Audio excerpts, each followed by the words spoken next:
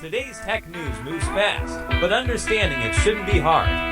That's why Snarful Solutions Group brings you Connecting the Dots, where we break down what's happening in tech and why it matters to you. Now, let's dive in with your hosts. Imagine looking up at the night sky and, knowing that the artificial intelligence writing your emails, debugging your software, and just organizing your life is physically floating in a massive solar-powered server farm 300 miles above your head. I mean, it sounds completely wild. Right, like pure science fiction. But today, that concept just became an actual documented business strategy. So welcome in, everyone. I'm Alex. And I'm Morgan. And we are the co-hosts of Connecting the Dots, broadcasting right here from the Snarful Solutions Group in sunny Sacramento, California. That place to be. Absolutely. So it is Thursday, May 7, 2026, and we are unpacking a lineup today that is, honestly, going to fundamentally change the physical infrastructure of the internet you use every single day.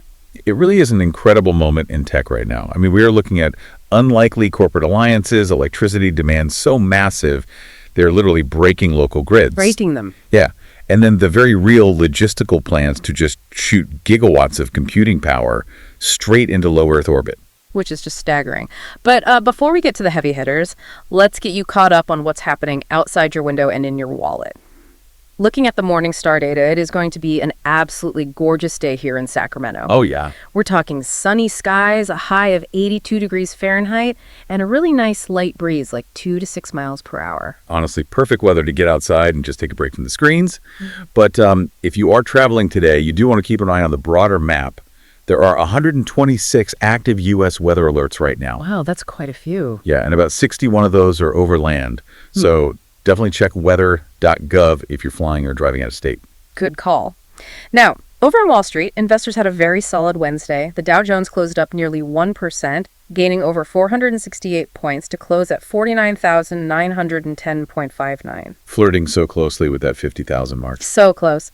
And the S&P 500 followed that trend, also rising almost 1% to close at 7,365.12. And if you are, watching crypto, Bitcoin dipped slightly yesterday, just about 0.5%, but it's still holding strong, opening today at over $81,400. So the markets are thrilled. Sports fans in the Bay Area, not so much. No. Rough day for baseball yesterday. The San Francisco Giants lost, and the Oakland A's dropped their game too. But hey, the Kings had the night off, so we didn't have to watch them lose as well. You always have to look for the silver lining. Always. Now, Wall Street might be happy today, but if you've noticed your favorite AI chatbot freezing up on you lately when you're just trying to get a report finished, you are actually feeling the real-world effects of our main topic today. So we have a lot of ground to cover. Let's unpack this. Let's do it. Today's episode is brought to you by Strong Coffee, the premium instant coffee that tastes like a traditional brew but is packed with 15 grams of protein, MCTs, and adaptogens like ashwagandha. Get clean, sustained energy without the jitters. Use promo code SNARFUL for 20% off at strongcoffeecompany.com. Okay, so to really grasp the magnitude of our first story, you have to understand the physical reality of the AI boom. Like you hear the word cloud and your brain naturally pictures something light, fluffy, and invisible. Right. But the cloud is heavy.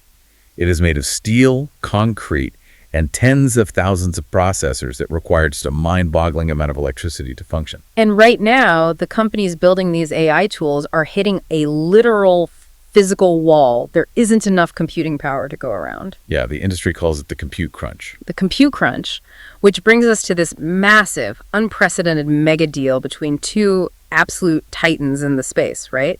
Anthropic, the startup behind the Claude chatbot, and SpaceXAI, which is Elon Musk's newly merged aerospace and AI company. Right. And this deal is entirely about easing that crunch.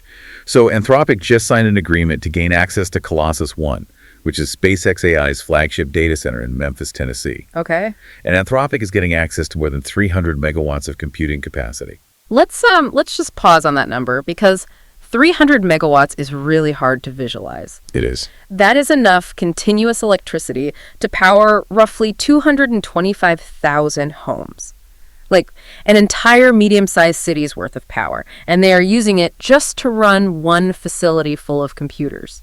Why? Like what makes these specific machines so power hungry compared to the laptop sitting on my desk? Well, it comes down to the architecture of the chips. Yeah. So Colossus One houses over 220,000 of NVIDIA's most advanced GPUs. Graphics processing units. Exactly. Specifically the H100s, H200s, and the new GB200 accelerators. Wait, I want to clarify something for you listening. Why graphics processors? I thought those were just for like rendering video games. Why can't they just use thousands of standard computer processors, the CPUs? That is the core of the compute crunch right there. Think of a standard CPU, like a single master baker in a kitchen. Okay, a baker. That baker can make a beautiful, incredibly complex, multi-tiered wedding cake, but they have to bake it one careful step at a time. That's serial processing. Right. But an AI doesn't need one complex cake.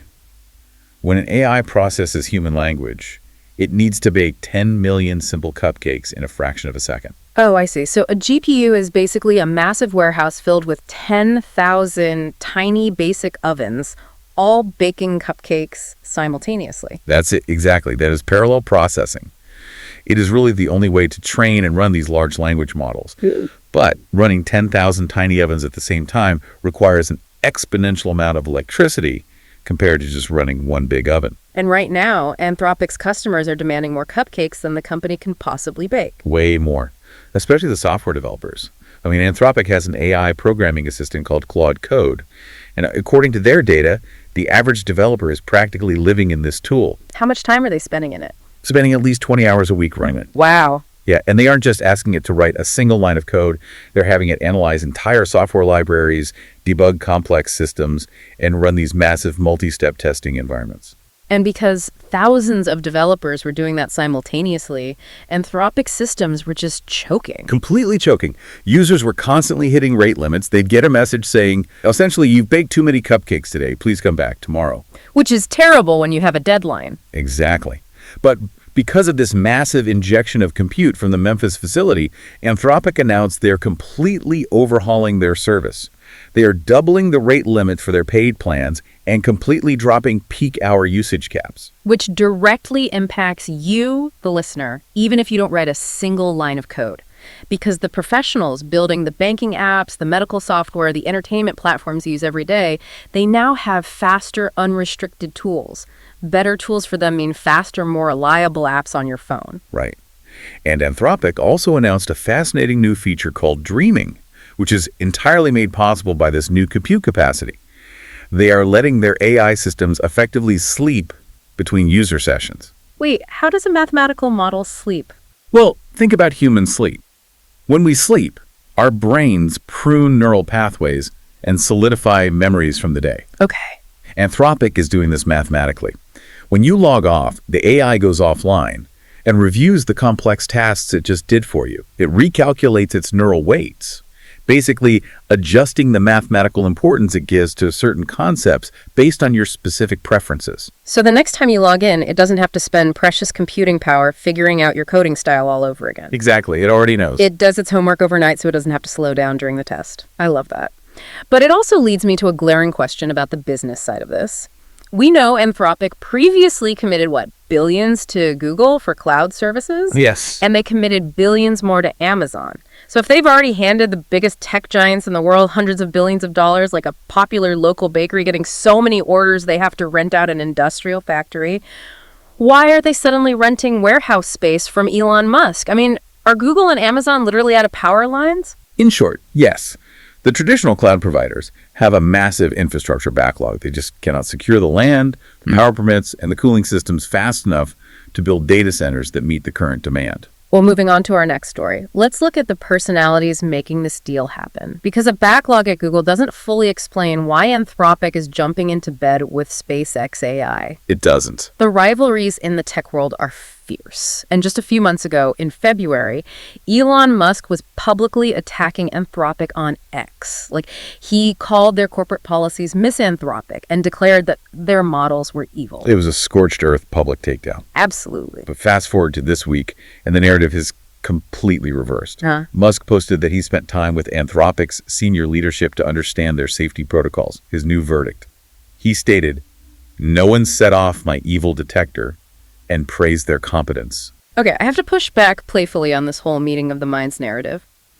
Are we really supposed to believe that Elon Musk simply had a nice chat with their leadership and decided to hand over his most valuable servers for the good of humanity? What? I mean, this isn't some classic enemies to lovers movie trope. This is about a highly anticipated IPO. Right. You were looking right past the PR and seeing the balance sheet. SpaceXAI is reportedly seeking an initial public offering as soon as next month. Next month. Yeah. And when a company goes public, institutional investors on Wall Street don't care about evil detectors. They care about revenue multipliers. And building Colossus 1 was an astonishing capital expense. They bragged about building it in a record 122 days on a former Electrolux factory site in Memphis. But laying thousands of miles of fiber optics and buying 220,000 NVIDIA GPUs, that burns through billions of dollars in cash. Oh, yeah. Now that it's built, Wall Street is going to demand to see how that massive furnace actually generates profit. Exactly. And the internal reality at XAI has been turbulent. Their proprietary chatbot, Grok, has reportedly seen declining usage metrics. They simply don't have the user base to justify hoarding 300 megawatts of compute all to themselves. Plus, there was a massive talent exodus leading up to the SpaceX merger. 11 co-founders and about 80 staff members quit. The irony of that talent drain is just amazing to me. One of XAI's former co-founders, Ross Nordin, left the company earlier this year and joined Anthropic. Right. And his publicly stated reason for leaving, he wanted to focus on compute. Now, the company he fled is acting as the landlord, leasing its compute back to the company he joined. It just highlights how incredibly fluid this industry is. I mean, if your own software isn't utilizing your billion-dollar hardware, the smartest business pivot is to rent out the hardware. SpaceXAI is strategically pivoting to become a cloud provider. They did the exact same thing recently with another AI coding startup called Cursor. It's a brilliant way to dress up the financials right before asking public investors for money. They get to pitch themselves not just as an AI creator, but as a foundational infrastructure, the unavoidable toll road for the entire artificial intelligence industry. Musk even framed it by comparing it to his aerospace division, noting that SpaceX regularly launches satellites for rival aerospace companies using fair terms and pricing. So he is positioning his company as the inescapable logistics provider for the future of tech. But there is a massive catch to this toll road. Let's look closer because we have to talk about the collateral damage happening on the ground and what happens when Earth literally runs out of room for these machines. Yeah, tucked away in the press releases for this Memphis deal is a detail that sounds like pure science fiction. Anthropic and SpaceXAI officially expressed interest in partnering to develop orbital AI compute capacity. Orbital! Like, they are seriously discussing building gigawatt-scale data centers that float in low Earth orbit. Yes. To understand why they are looking at space, you have to look at the traffic jam they are causing in Tennessee. Because getting a supercomputer the size of Colossus 1 running in 122 days is an engineering marvel, but the local power grid in Memphis could not magically support a sudden 300 megawatt spike in demand. So how did they turn the servers on? They had to brute force the power supply by bringing in mobile gas turbines and massive banks of Tesla Megapack batteries. Oh, wow. And the local residents are furious. There have been numerous complaints about the relentless noise and the localized air pollution from these gas turbines running constantly. Just last month, environmental protesters crashed a SpaceX investor gathering over this exact issue. Well, that makes sense. It's like someone moved an incredibly loud, power-hungry generator into your living room. Eventually, the noise, the heat, and the sheer footprint become unsustainable, and you just want to stick the generator out in the shed in the backyard. Right. Except for the AI industry, the only shed big enough left is low Earth orbit. The joint press release was surprisingly blunt about this. They stated that the compute required to train the next generation of AI is outpacing what terrestrial power, land, and cooling can deliver on the timelines that matter. Earth is simply running out of localized resources for this specific type of hyper-concentrated demand. Hold on, I have to stop you there. I understand running out of land and grid power, but cooling? Shooting servers into space sounds like an absolute thermodynamic nightmare. It does. I know space is cold, but it's a vacuum, right? It acts like a giant Yeti thermos. Heat gets trapped. If half the energy of a data center on Earth is just running the air conditioning, How do you cool a server in a vacuum where there's no air to blow over the heat sinks? That is a phenomenal catch, and it's the biggest engineering hurdle they face. You are entirely correct. You cannot use convection cooling in space. A fan does nothing in a vacuum. Exactly. Plus, while the ambient environment is cold, shedding the intense heat generated by hundreds of thousands of GPUs is incredibly difficult. So how do they plan to do it? They have to design massive radiational cooling fins. The heat has to be captured via liquid cooling loops directly on the chips, transport out to these giant external panels, and literally radiated out into the void of space as infrared light. That is a massive engineering challenge. So if cooling is actually harder and launching heavy steel servers on rockets is astronomically expensive, why are they taking this seriously? Because of the power generation. Space offers near limitless, uninterrupted solar energy. If you position the orbit correctly, you don't have to deal with nighttime, you don't have cloud cover, and you don't have weather. You have constant, 100% efficient solar radiation to power these massive server farms. Oh, wow. And just as importantly, you have zero impact on the terrestrial power grid. No noise complaints, no gas turbines polluting neighborhoods. I saw a great quote about this from Ryan Mallory, the CEO of a terrestrial data center operator called Flexential. He said, "The fact that serious companies are even discussing compute capacity in space tells you how aggressively the market is searching for scale. It proves this isn't just Elon Musk tweeting a crazy idea, you know. This is a legitimate exploration of the final frontier of computing logistics." And if any single entity can pull this off, it is SpaceX. The documentation noted that they are the only organization on the planet with the launch cadence to make this an engineering reality rather than just a research concept. Right. I mean, they already manage thousands of Starlink satellite. Launching orbital data centers is kind of the next logical step to monopolize the physical infrastructure of the internet. It is wild to think about. Yeah. Before we wrap up, a quick thanks to Old Glory, an iconic music and sports fan merch store. Perfect for the techie in your life. Use promo code SNARFL for 15% off at oldglory.com. So when we step back and look at these three massive shifts together, a very clear, slightly overwhelming picture emerges of where our digital lives are heading. It really all starts right in the palm of your hand. The everyday apps we rely on to write emails, generate code, and manage our workflows require so much raw computing power that former bitter rivals are teaming up. Yeah, they're sharing massive supercomputers, pivoting their business models into infrastructure toll roads, and seriously planning to shoot data centers into outer space just to keep our digital world running. Which leaves us with a profound question to consider.